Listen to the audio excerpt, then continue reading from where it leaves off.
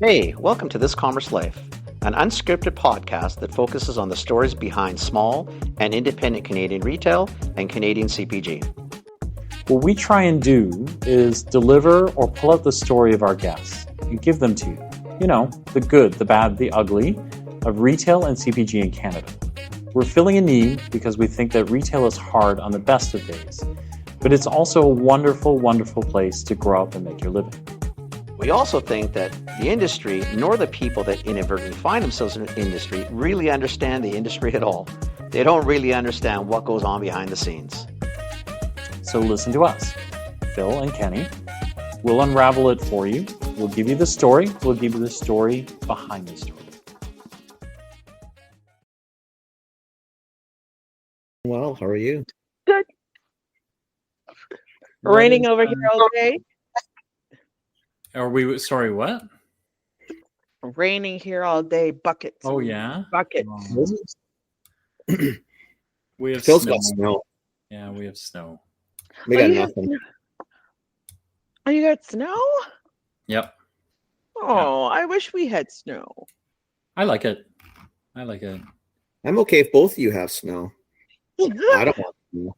Where do you live, Kenny? Vancouver. Oh, you live in Vancouver. Yeah, I don't want snow. The city doesn't work on snow. It's so delightful and Christmassy when it snows. It's lovely in the mountains. That's where it could stay. We're good with that. No, I'm so used to having snow. I don't even really, as a kid, we used to get so much snow, and now we don't get any, actually. Oh yeah, that's true. Nova Scotia is not a very snowy place to begin with, and this rain probably should have been snow, but it's so warm. Yeah. No. Yeah. It's definitely changed. Definitely changed. Hold on. Something's going on. Take care of that. Something's tonight. Something. We don't know what, but something's going on. We don't know what for sure, but something's going on. Something. I've heard rumors. Oh my gosh. Oh, what's going on? What are we doing? What's going on in the kitchen? What okay, we'll get started. I have a feeling we're going to fill a lot of time, so we should get started. We should just get started. So we have Natalie Frederick Wilson on, and she is quickly becoming one of our favorite people. We met her at the Food and Beverage Atlantic conference in PEI, which seems like forever ago, even though it was really not that long ago. Nope. Right? Like it really 6 weeks ago. We're talking 6 weeks, right? But like, good God, what's happened in 6 weeks, right? Like, so many things have happened in 6 weeks. So, we met Natalie there. We were at the Food and Beverage Atlantic conference, and Natalie's just kind of this gem of a human being. So we talked about everything from podcasting equipment to the camera that she's going to get for Christmas from her lovely husband. All these sort of things. So pretty excited to have you. And then we just saw her because we were running a course for the Ministry of Agriculture in BC virtually online. And our friend out of Halifax decided she would make an appearance there as well. So we got to hang out with Natalie for hours and hours more. Yeah, you got to hear us talk for a very long time, actually. So, and you came back for more. So, like, I did.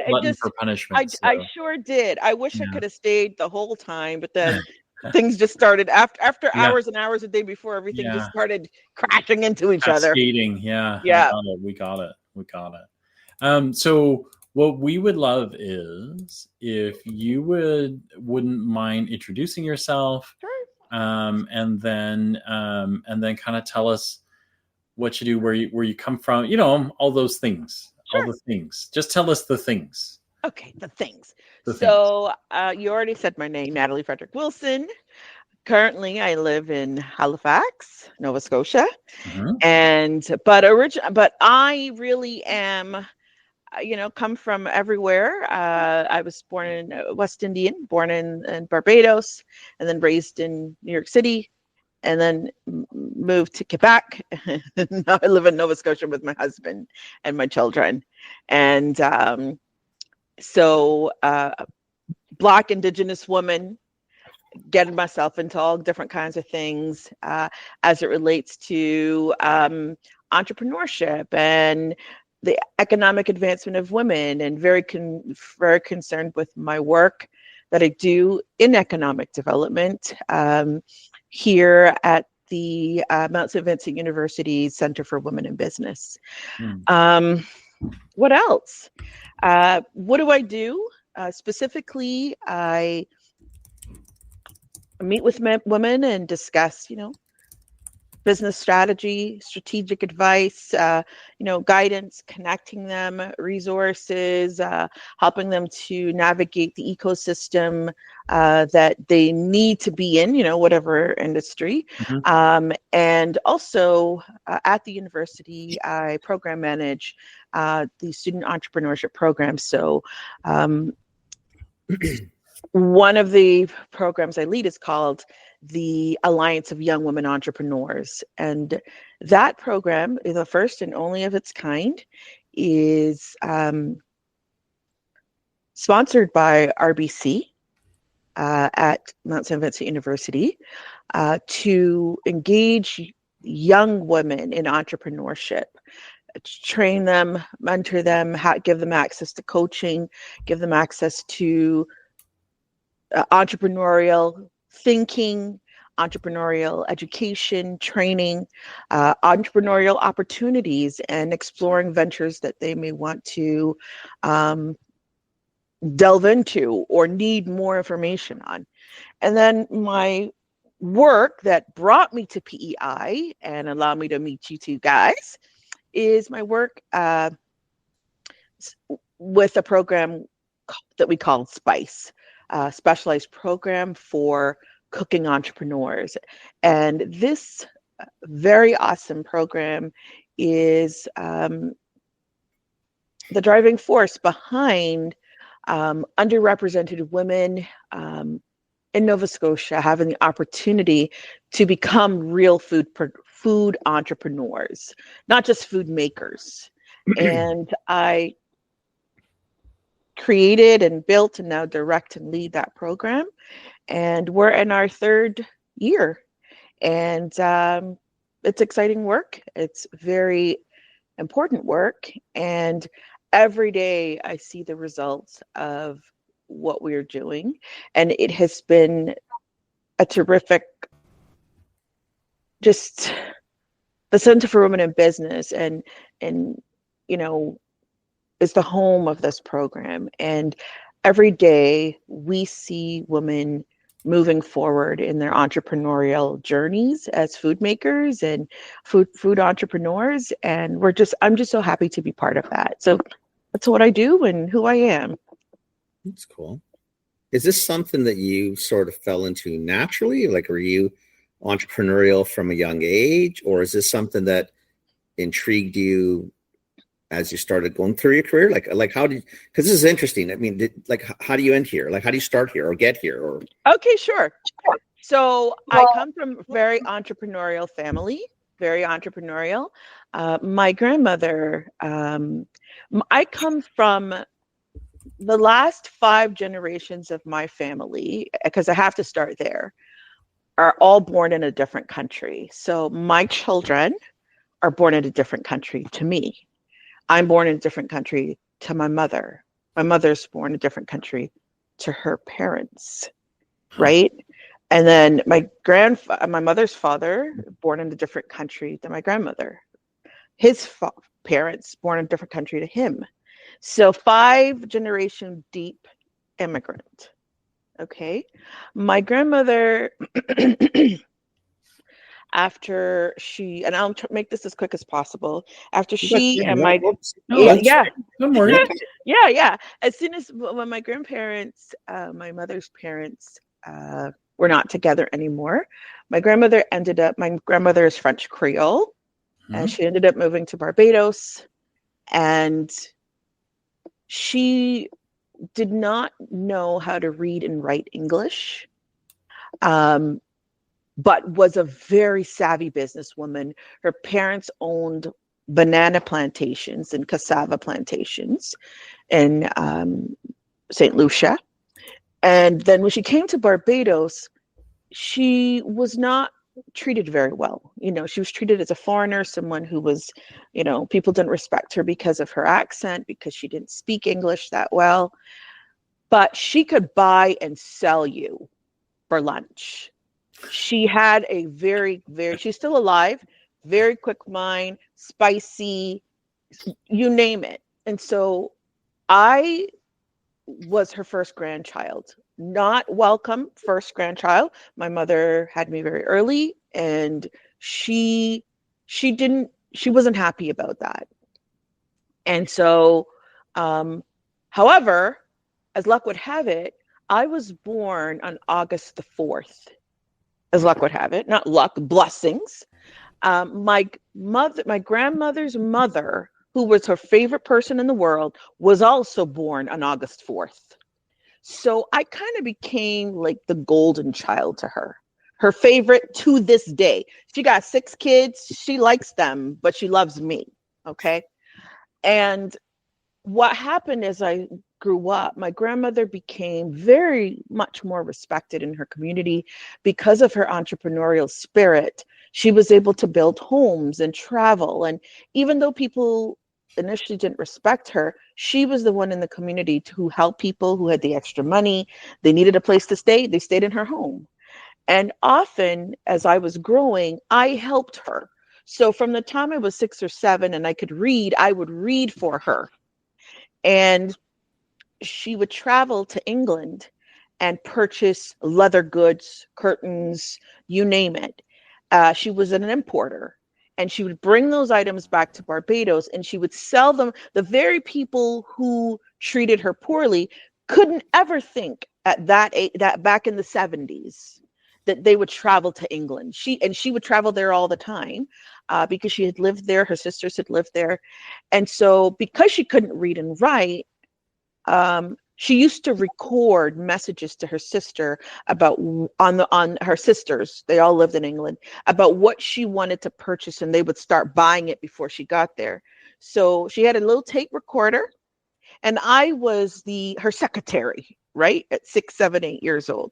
And I would pause and start the tape recorder so she could articulate in Creole what it was she wanted them to buy and what business she had. Okay, I'm coming this date. Okay, I this is what I need, blah, blah, blah, blah. And this went on for years, right? And I was like her right-hand man. Right. I saw her making decisions, traveling, going here and there. People talk about, women being held back. My grandmother knew that people didn't really treat her that well. But a lot of times she didn't really care because she was making money. Right. She was in charge of her own destiny. Right. Anyhow, as she built the business, as she built homes, as she, travel, as she would be importing and exporting, I was there, And so my grandmother is also born in August the 26th. So she's born in August. Her mother's born on the same day as me. I'm born in August. And I told you she's spicy. So she would say to people, when I didn't live with her, I lived like next door, and people would come to our house to stay or whatever. And she was all about taking care of people. So she had this china cabinet from all her china that she would buy in England. And when people were down on their luck, and they come to stay at her home, she would invite them in. She would make a place for them to stay, to sleep, whatever. And she would call me and she said, come and help take care of your cousins. Now, these people ain't related to me. I never knew that till many years later. And she would call me. She would have me wash the dishes and she would set the table for them with the best china. Now, look, I am 48 years old. I ain't never eat on that china yet. But she would treat people kindly, let them know that she cared about them. And then she would call me and she would call me and she would say to the people, he said, this is my granddaughter, Natalie. The two of us are lions. Nobody can mess with us. Nobody can play with us. Okay, because we were born in August, and August, the sign for August is Leo, the lion, right? To this day, she's 92. I was in Barbados for a month back in June. And she'd tell anybody who would listen, Natalie and I, you can't mess with us. You can't. Okay. August people don't play around. And so she's not wrong. We only met you the once, but she's not wrong. Yeah, she's pretty close. Yeah, she's not wrong. You're kind of fierce, lady. Like, and we love you, but yeah, you're kind of fierce. Yeah, she's not wrong. Right. Yeah, she's like, you can't mess with August people. Yeah. And so imagine growing up, seeing her wheeling and, doing business. And then my mother was a business owner. And then I was a business owner. When I was around 6, 7 years old, 8 years old, my sisters and I, because of seeing my grandmother and my mother doing business, right? We used to make those paper hats, the ones you would draw and then staple at the back. Mm-hmm. And then we would go and knock on the neighbors' houses and sell them for 25 cents, right? Like those neighbors probably hated us. Every time we needed a little cash, we were making hats. So they'd come around to extort us with another. I know. I love it. So that's kind of where the taste of entrepreneurship, I know comes from seeing them, understanding the power of being able to buy something and then sell it, import it, sell it, and as I said, to this day at 92 years old, very respected, very spicy, and has instilled in me, not Natalie is a princess, Natalie is, Natalie is cute or beautiful. Natalie is a lion. And that goes with me. So if anybody could build a self-esteem and character and an understanding that you can develop your own way through the world despite how people look at you, I think I have that definitely from my mother and from her. Yeah. Okay. I believe that. I see it. I can totally see that. Yeah, I see it. So, I see it. You left Barbados. How old are you now when you're leaving Barbados? And you went to Barbados to New York? New York City, yeah. So I was in my teens, and I would say first started around, because my mother was already living in the U.S. So going back and forth, but probably from around 15 years old, right? Okay. I lived in the U.S. But as transient immigrants, my family, my mother, my aunts, back in those days, my parents broke up. And back in those days, my father, too many stories, but my father worked as a merchant cargo on the ocean for 40 something years, made wonderful, terrific money.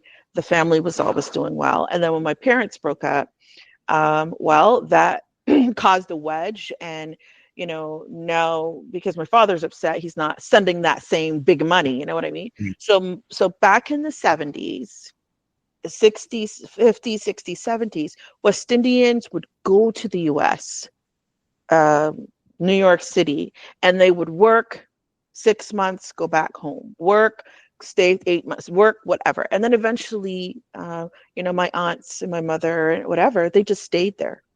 So for a period of time, it was kind of that back and forth as kids. And then finally, my mother was like, no, look, we got to be together. We can't just keep bringing you and sending you back. We got to stay together as a family. And then in my 30s, I moved to Canada. So here I am.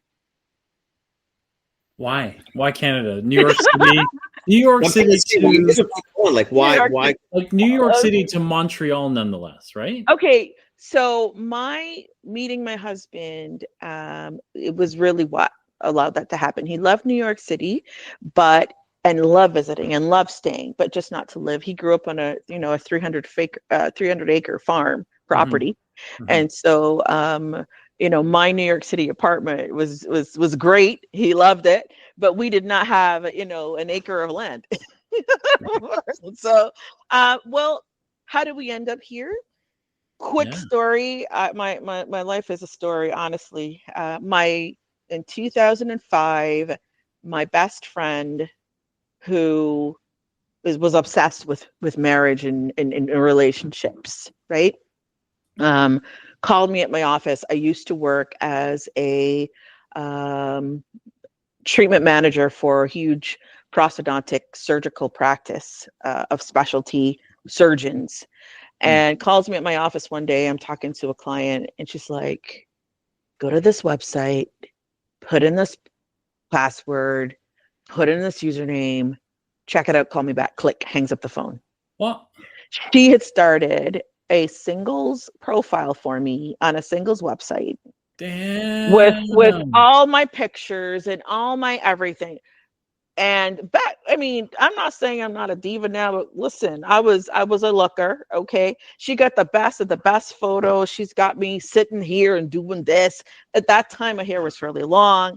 And I was like, girl, what are you doing? What are you doing? Like, why? Please take that down. She's like, no, try it. That turned into an ongoing several month long back and forth about, girl, there's another guy that clicked on your profile. Go check him out. I would go look, and then she would change the password. She didn't want me to deactivate the account. Got it. And then finally, I don't know, 3 or 4 months in, she goes, girl, this guy from Quebec, he is so cute. And at that time, you're supposed to stay away from the guys from Quebec. I know, right? I didn't know anything about Quebec at that point. So anyhow, she keeps sending me, and I'm like, look, let's just leave me alone, okay? And so my husband and I do not know when we met, because when initially he was talking to her, he thought that she was me, because the profile photos was there, but all the answers were from her. Okay. That's awesome, actually. So finally, that's a friend. That's a true friend. She's a psycho. Listen, are you still friends with her? Because we are still best friends. We are still best friends. She is not married. We've been married 18 years now. 18 years. I have 2 kids. Put her on a dating site. Huh? You should put her on a dating site. Yeah, you should put her on a dating site. I tried. I did. Anyhow, push come to shove. Finally, at some point, she's like, "This guy keeps sending you the really nice messages." Back then, it wasn't as raucous as it is now. You know what I mean? It was a lot more calm back then. Finally, I spoke to him sometime in 2005, I would say end of September. And then we ended up talking on the old-fashioned Windows Messenger, video chat with those little grainy cameras. And then he came to meet me in New York City in April 2006. And March 2007, we were married. Wow. Nice. Yeah. Okay. They married a French Canadian.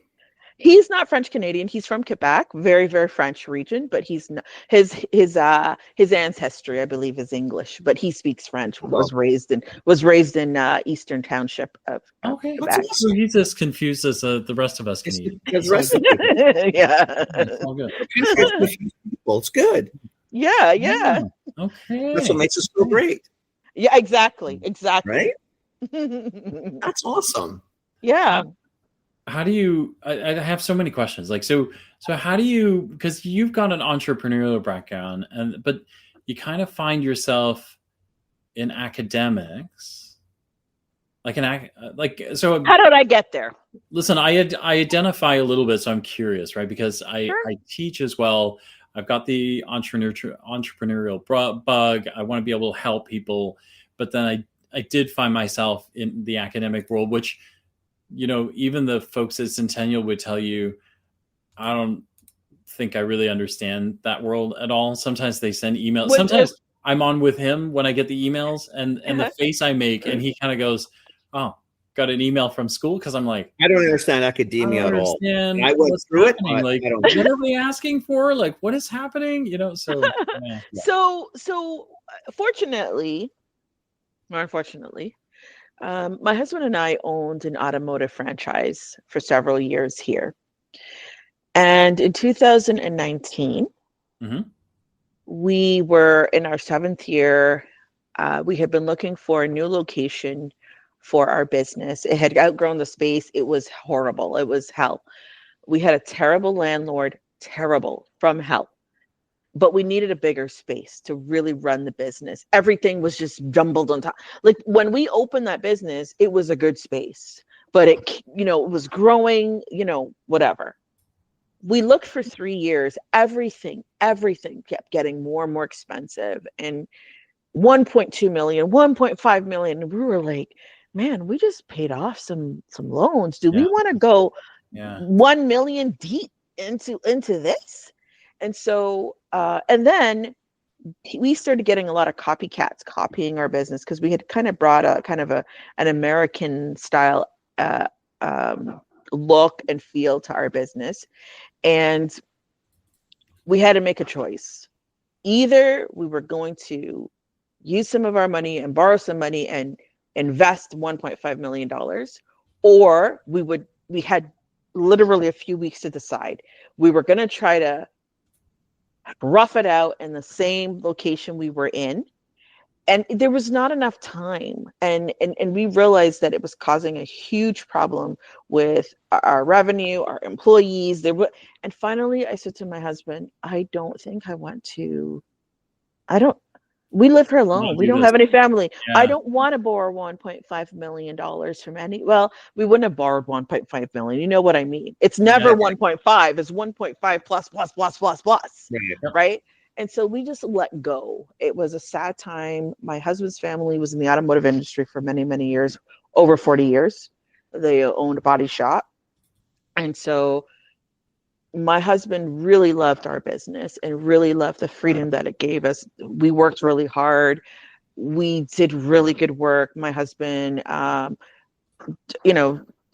auto body, but also did a lot of antique vehicle detailing and specialty detailing for high-end vehicles.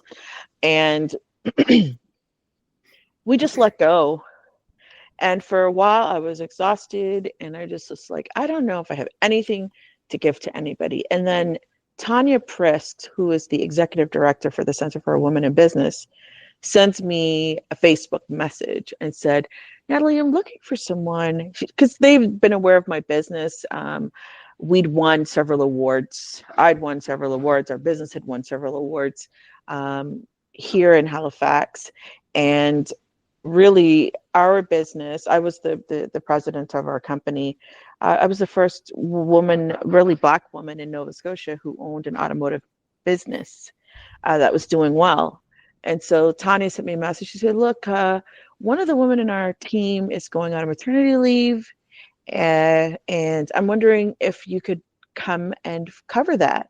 And honestly, I did not feel like I had the confidence at that time. After letting go of our business several months before, I felt like, you know how you have that remorse. I don't know if you've ever ended a business where you feel like, man, I don't know if I can do this, right?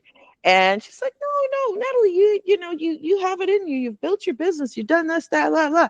And that's kind of how, that's how it started. Like, she literally sent me a Facebook message, come and talk to us at the university next week, and let's talk through what the other woman was doing. And part of that was that student entrepreneurship and taking care of those programs and building programs and leading that program. And so, that was the tip of the iceberg. And I have in my personality, once you put something in my hand, I am going to steward it. I'm going to build it. I am going to grow it. I'm going to connect it to other things. Never saw it in you. Never. Never. No, not a moment. No, it never occurred to me that you were like that. Not so even anyhow, that's not bullshit. and so that's how I ended up at Mount St. Vincent University Center for Women in Business. Like, it just, that's it.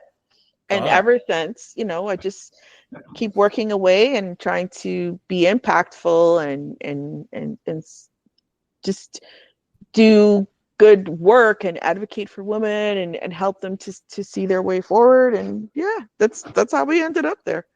That's fantastic. That's pretty cool. So you came in just sort of as the sub. Yeah. Someone on leave, and that was 6 years ago. Like literally. Yeah, literally several months in, I knew it was for a fixed time. So I just said, "Oh, Tanya, just let me know. Like, I'm gonna start making plans to either, continue my break that I was on for several months at home, just chill, or but just let me know so I have an idea so I can plan ahead." And she goes, "Oh no, you gotta stay. You gotta stay here." And and so it just kind of evolved from there. And I just I appreciate my work and love what I do, and that I'm able to impact women really through my own personal commitment to see them thrive and flourish and take over the world, really. It's a cool thing to watch people succeed. Oh, definitely. Very, very rewarding. Very rewarding. Give me an idea. So give me a little bit of what the school. So you run 3 different things. If I can remember back half an hour. Yeah, well, the business economic development and strategic advice, that's something we provide to any woman that comes through our door. So within the center, which the center is in the School of Business. Right. In the center, whether you're startup, whether you're mid-growth, we have the Women's Presidents Organization for women that are making, millions of dollars. Their team of how many of us are there? I think we're 16. So we try to break up the work, right? As it relates to the students, there's kind of 2 ways that I do that work. One, I work in a sandbox with other universities. So Dal, King's University here, NASCAD, NSEC. And what we do is we bring together all the entrepreneurial students and the students who want to build ventures and things like that and educate them through non-academic learning. So we don't do auditing or accounting. All of it is entrepreneurial learning, mindset, design thinking, building a lean canvas, building out your business plan, providing opportunities for them to participate in the entrepreneurial ecosystem, or even launch products, launch their business. But we're there to help them build that capacity. And we do the same for the women, but particularly with the students, we want to make sure that they have the foundations to build, their venture as much as possible. Cool. You're a lion lady. I'm trying. I'm over here roaring now. What have you seen? So you've been doing this now, and you've been helping entrepreneurs. Are you seeing any trends out there? Like, what are people the people that come through your program? What do they struggle with the most? Are there common things that you've kind of got to work through with these guys? Let me do it this way. Let me expand on. So, and can you do it 2 ways? What Phil's asking, but also if there's been any changes. Yes. Because you came in at an interesting time for all of us on this planet, which really changed business a lot during that time we won't talk about. That period of ugliness is what are the changes even since post-COVID?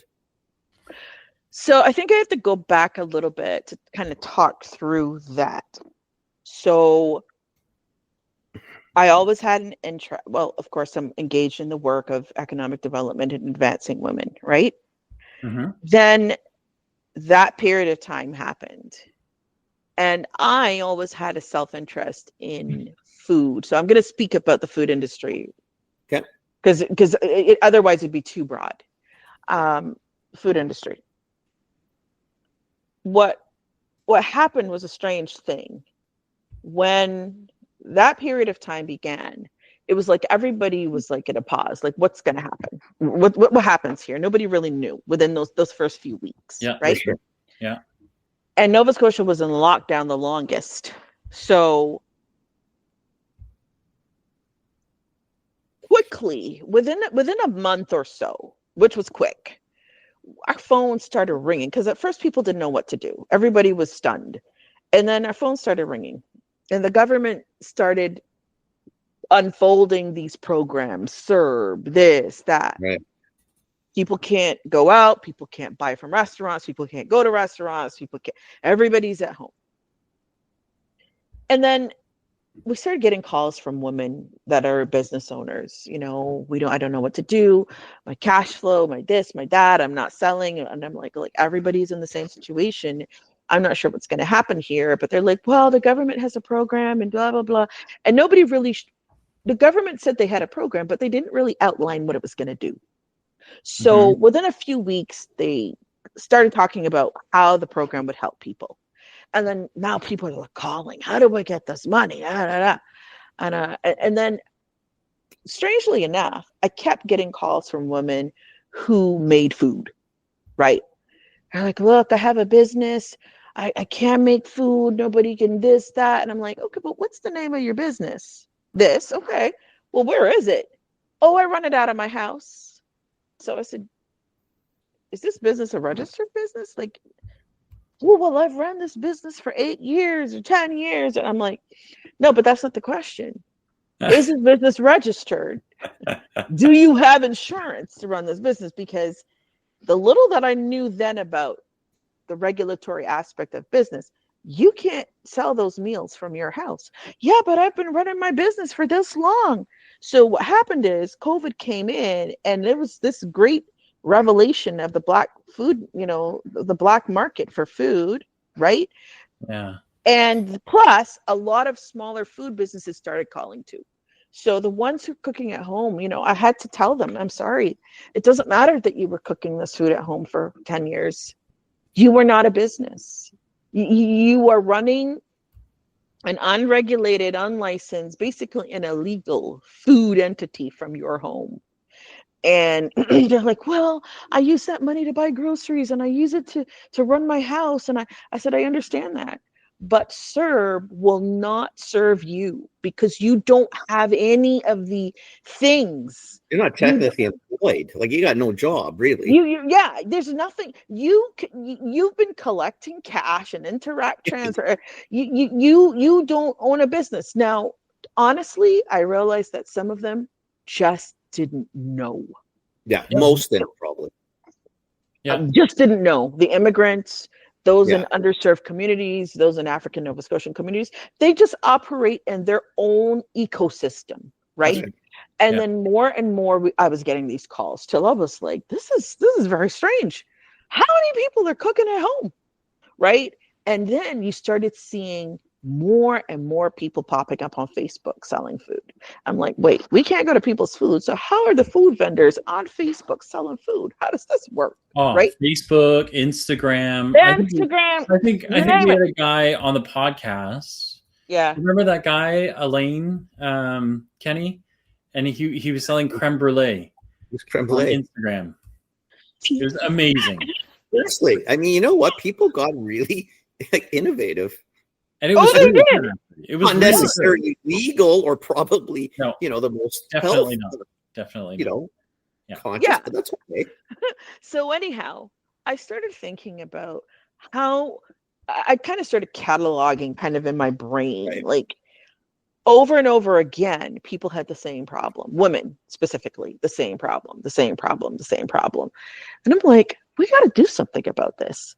So the center had always been there for women who I want to say do a lot of white collar work, consultants, and this. Not that they were not serving women in general, but the blue collar work, like food businesses, small food business entities, we didn't have many clients from that category, right? From that demographic, I'm sorry. And so I said to someone from ACOA, who was ACOA, who was one of our funders, and I said, it seems like there's a real disconnect in the food industry between the have and the have-nots. Like if you are Nova Scotian, you've been here, you've raced in the typical economy, well, you know who to call. But the people who are within these insular economies have no idea what the regulations are, who to call, what to do. They don't realize that they're not actually making any money. They're just turning money over. They really haven't counted the cost. And then I started saying, we need a way to educate them. We need a way, and trust me, more and more and more people over the 1 year started calling. And so within that time, I started doing a lot of research around what was available to educate people and bring them the knowledge that they needed to run a food business, and it didn't exist. Everything was just here, there, here. Okay, you need this, go over here. You need that, go over. The agencies didn't talk to each other. There was no place that people could go and get the information and make a good decision, and so that they would stop, selling illegal food. And that formed the first foundations for the SPICE program. So we started out with 8 3 to 4 hour modules that touch on business planning, marketing, market research, food regulations, so food safety and science, the legal aspects of food, the financial aspect of running a food business, the operations. And then I hired a chef to do mentorship for the women. So we have a kitchen, we take them in the kitchen, we cook with them, we help them cost and measure and get all the pricing and all of that together. And so that was the first cohort that we started in 2022, right? And that has evolved a little bit. We've added some other pieces that we see that we need. But what I saw back then, and the Statistics Canada, as I said, I was doing my economic development study at the University of Waterloo. So we were looking at the data. Statistics Canada says in 2021, okay, food businesses, startup food businesses was one of the had one of the largest jumps ever. So let's say you typically would have 200 people starting up food businesses in a province.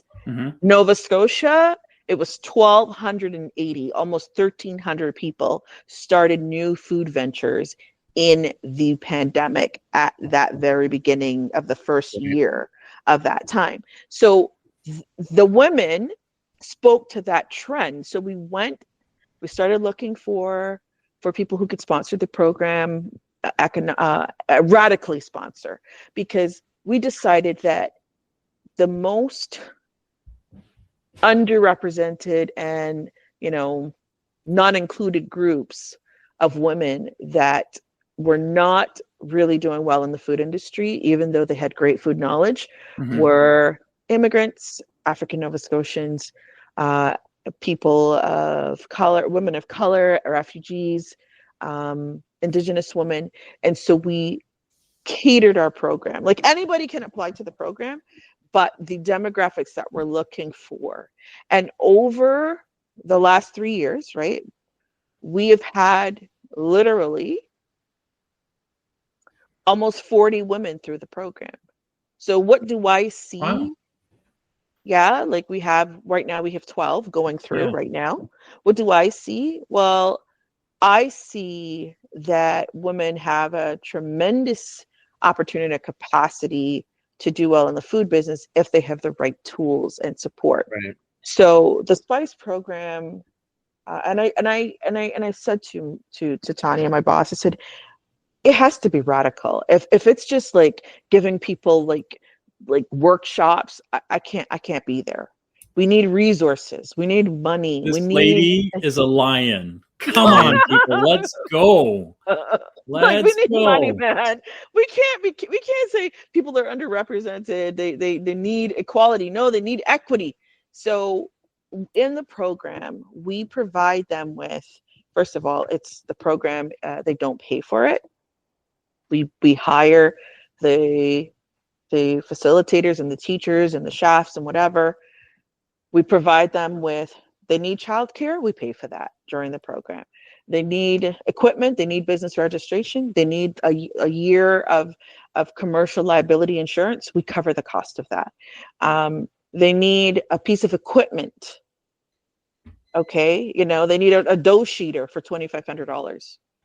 We'll cover the cost of that. I could use more camera gear. Is that? Are you a food business, Phil? Yes, sweetheart. I could figure it out. Are you an underrepresented woman in the food industry? I may not be that. No. One guy no. You know what? 20 years ago, I was an underrepresented Asian, but I'm not that anymore.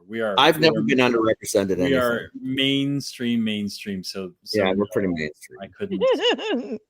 So anyhow, the program, it aggressively removes barriers. And so what am I seeing with the women that are in my care is our first cohort, we had some success. I don't think we hit all the right women, but it was our first cohort. So we chose who we chose. When I say we, I mean me. I chose who I chose. Mm-hmm. But there are tremendous successes, and there's some businesses that just failed to launch because they needed additional support, or they didn't know how to use the resources. Like the resources could have gotten them this far. They just didn't have, even though with the training and even though they just didn't have the right foundation in their life to run the business. Yeah, we understand. But yeah. Tuesday, what's today? Thursday. Yesterday is Wednesday. Tuesday, I went to a woman's home. She owns Pinoy's best Filipino restaurant. She was in my first cohort, started in 2022. She was selling in the farmer's market Filipino steam buns. She was rolling out pieces of dough by hand all day on Friday, running to those little commercial kitchen. She you could tell she was exhausted. But she came to the program, and she wasn't the only one, but she came to the program and she listened. Everything that we said, she did. She followed through. And she had been recommended by someone to join the program. And I said, if you're willing to do the work and work along with this, I think you can get really far. That woman just built in her house, debt-free, turned her basement into a commercial kitchen and invited me to her home on Tuesday to see her commercial kitchen. Okay. And I get there and I'm like, wow. She took all the knowledge. She grew her market at the farmer's market. She grew her market share across Nova Scotia. She pitched, got into retail. She started a CPG chili garlic oil that she makes, but she was doing all of this in rented kitchens, right? And then she realized, I'm still working hard. But what changed the game was in the middle of the program. I saw she was tired, and I said, we got to do something better, because you're hauling everything to a commercial kitchen. Yeah. You're standing up here rolling out 300 pieces of dough, circles, and then you have to make them, and then you have to steam them, and then you have to carry them back. And I'm like, we got to fix this. And I didn't know such a thing as a dough sheeter existed, my friends. I had no idea. Okay. And then one of the chefs that came into that mentors the women in our program said, she needs a dough sheeter that could sheet those. So now, instead of standing and rolling out dough by hand, she now has the machine. We got it for her. Now she can make 600 steam buns in a weekend. And now she's, instead of selling $200 in steam buns, she's selling, $800, $900. And over 2022 into 23, 2023 into 24, she has gone from one market to, I don't know how many markets she sells at. She sells at festivals. She does retail for her chili garlic oil. She does shumai, pork shumai that she sells to retail. the greatest of all of this is Where is that she? Is she in Halifax? she's in Halifax. She's in That's Halifax. awesome. The greatest of all of this is that she took the knowledge We and come she out there, didn't you're going to need to hook us up. Oh, One, yeah. so we can eat some of this stuff, and then Just two, to get we food. can film while we're there. Oh Yeah. yeah. So she took all the knowledge and support, and she just put everything into action. She would come back and she would say, Natalie, I need help with this. Okay, let me connect you. Natalie, I need someone. Okay, let me connect you. Okay, Natalie, I need a label for my product. Okay, call Perennia. Okay. All during the program, we helped pay for those things. And that pushed her, like that literally shoved her forward. And now with that foundation, now she has a debt-free commercial kitchen in her basement that she can go downstairs with her dough sheeter and her mixer and make steam buns all night long and sleep next day if she wants, and doesn't have to work another job. So when I see those kinds of results, like I am so like the tears come to my eye, my friends. Like they do. No, they really do. You made a difference, right? Like because she could slog it out like that. We have, right? Like all three of us, I think, have met people who have slogged it out like that for years and years and years and years. And then eventually what happens is it's the energy, right? You lose the energy and you don't win, right? Because you keep pushing against this tide, but what you really needed was a couple of extra bodies to help you push you past that incoming tide so you can get out and actually sail, right? So it's amazing to watch guys, folks like that, Oh yeah. right? So 100%, 100%, and be able to know, like innately, that the Center for Women in Business was there, and that my work propelled her forward. It's every time. I have another one. Last October when she came into my program, I always say my program, the Spice program. And these are just some examples. Like we could talk all day about this.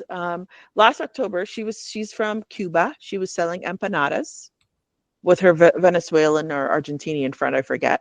Mm-hmm. And she was about to close the business. She's like, I'm not making any money. It's not worth it, blah, blah, blah.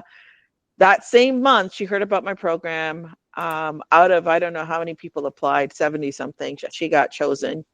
Today, 3 weeks ago, she signed the lease on a commercial kitchen that she rents to produce empanadas. She sells to 4 or 5 retail locations. She sells out every week in 2 or 3 farmers markets that she has various people selling at.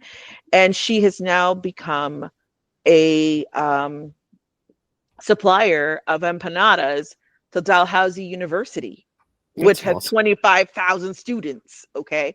So how did she do that? The same thing, putting things into practice, using the consultants and resources that we provide, which we cover the cost of that, right? Getting her business insured, getting her business incorporated so she could sell commercial entities and academic entities and retail and stuff like that. And so every time I look around, it's some other way these women are moving forward, and it's just a thing to behold, really. It's amazing. It's awesome. Good for you. Seriously, good for you. Good for them. Oh, definitely good for them. Yeah, that's awesome. That's awesome. Okay. What's next? You're going to keep doing this? So what's coming? So yes. Don't tell us any secrets, though. Any secrets. If you're cooking stuff, you wait, you hold it, and then we'll bring you back, and you can tell us. Come back. Oh, definitely. We don't want. No trade no. I wouldn't put any trade secrets out there. Just we realize at the center, and through people run us down. Myself, they run me down. About being a part of the program, because it's funded, we can only have up to probably 15, because it's an intense work. And so What we did this year is that people were running me down, and I said, the only way to fix this, we can't have more people in the program, right? I run the program. I have an assistant. We run it together. We just can't take on more than 15 people. It's intense work. It's all the regulatory stuff. It's all the consulting and the advising and the strategy, right? But in order to, we kept having people call us from New Brunswick, EI, Newfoundland. They want to be in the program, but they can't be because the funding is provided by Nova Scotia's Department of Agriculture. So it's for Nova Scotian women. Mm-hmm. I said, and then we had the idea, let's have a spice conference. So what's next? Well, we did it. In this year, we had a spice 1 day of education and learning. We compiled everything from our 10-week program basically into a massive manual, and we gave it as a swag, and we started at 7:30 in the morning and went to around 6 p.m. at night. Intensive of all the things that we do, we deliver. We thought we were going to sell 80 tickets. We sold 168. Okay. So all the presenters that I have, not all, but many of the presenters that I have in the program presented on costing or whatever. And then we had about 20 vendors, all related to the food industry, all in the room, that have to do with regulations, procurement, the municipality, and the people who buy catering, and the food safety and science, the Department of Agriculture, Farm Credit Canada, everybody that is related to the food industry, people starting out, people sustaining themselves, were in the room in a trade show. And so anybody, man, woman, or child, could be there to get that information, talk to everybody. And even though they probably won't get into the SPICE program, they got, the foundation. So what's next? Well, 2025, hopefully the next SPICE conference, number 2, probably bigger and better. And, really building out the SPICE program with our supporters. And you should know, I think one thing that I can say, because I was discussing it today without saying more, is the Canadian Museum of Immigration, which is a federal museum here in Nova Scotia, they will be opening an exhibit, a traveling exhibit. It's starting here in Nova Scotia, called Taste of Immigration. And this exhibit, it's a big deal. The Canadian Museum of Immigration here, I think it's the largest, because Nova Scotia was a port city, right? And they are doing a whole story, video, photography on immigrants and food. And so they're doing what's called perfect pairing, where they get different immigrants and different people groups to come together and create food together. They video that, they take photos of that, and that's going to be presented at a gala in May at the Immigration Museum here. Okay, and the women that are featured in the program are our clients, right, from SPICE. Cool. How cool is that? And then, yeah, it is cool. And then every year when we have our SPICE program, we have a graduation. The women graduate from the program. This, usually it's at the university, Mount St. Vincent University. This year, it's going to be at the Canadian Museum of Immigration. They're gonna, when they open the exhibit, we will also host a few days later the graduation celebration for the women, and invite the community, invite the people that know stuff and are in high places to come and celebrate the women and try their food and experience the exhibit with immigrant women and other underrepresented women groups there with their food. It's going to be wild. Wow, that's really exciting. It is very exciting. I can't wait. So what you need to do is, when it gets closer, like a month or 2 out, is have somebody from that come on if you want, so we can talk about it and we can give you some pre-publicity. Yeah. Sure. And then what we'd love to do is have a few of the ones, not because it's like picking children, which you can't do, but pick, well, your grandmother did it. So pick the sort of your favorite grandchildren or child or whatever. Oh, you want to call I don't have a problem. I can choose. So doing podcast worthies, a bad way to say it, but we'd love to help out. We'd love to push, talk, and if we can incite more women in Nova Scotia to sign up for your program, or if you want to take imports from PEI or New Brunswick or whatever, do what you want to do. But if we can help, let us help. Oh, I appreciate that very much. We don't have, I don't want you to push up my program too much, maybe the conference. We already have an overwhelming number of women who, one woman who is a gorgeous, does gorgeous pastry chef work from Nigeria, and is currently in a culinary school at NSCC, Nova Scotia Community College, had a meeting with me yesterday. This is how she opens the meeting. She's like, "Hi, Natalie. Thank you for meeting with me. I'm meeting with you because I want to reserve my spot in the Spice program." It was hilarious. I was like, she's clear. She's like, clear. I was like, oh, okay. It doesn't work like that, but here's the link to get yourself on the waiting list. It was funny. And then will you ask Panoya if they want to come on? Oh, sure. Whomever. Yeah. Yeah. Yeah, absolutely. I'm actually looking at because I found her, Panoya's Best Halifax. I knew you'd find it. Yeah. So I'm looking at your pictures on from when I went to visit her. Yeah. It's cool. It's very cool. Yeah. So hold on, I'll share some photos a minute. One sec. Well, I'm looking at all your social pictures. Oh, okay. Hold on. Because she posted some on her feed. So okay, no, I want to show you something. Okay. I want to show you something. You can show us, and then we've got to wrap up. We're kind of at our time, but yeah. Yeah, I got to show you, and I got to run too. Yeah. Seriously. Hold on. Inbox.